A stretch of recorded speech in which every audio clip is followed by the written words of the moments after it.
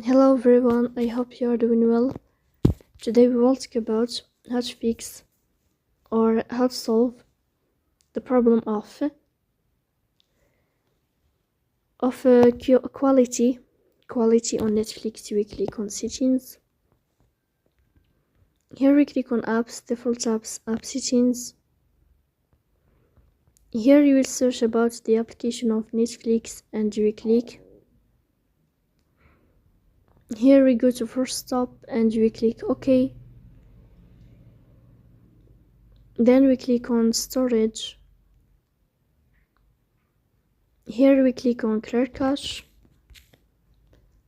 In the end, you will turn off your phone and you will wait a moment to restart your phone again to fix that problem.